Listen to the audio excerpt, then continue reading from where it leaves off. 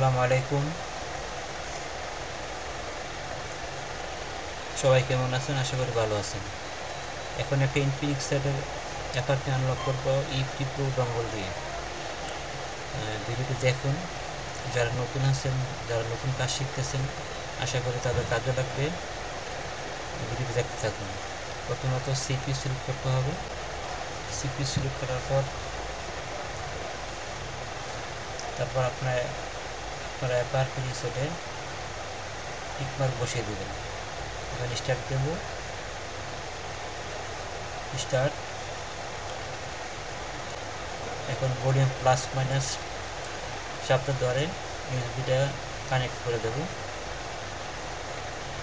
Connect হয়ে গেছে।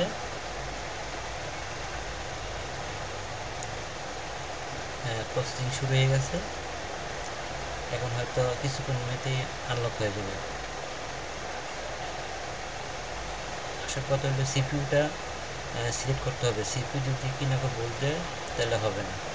CPU select করার পর তাহলে সঠিকভাবে কাজ করলে এক ক্লিকই এফআরবিটা আনলক হয়ে যাবে। এটা যারা নতুন আছেন তারা দেখলে হয়তো বুঝতে পারবেন। আনলক ডান।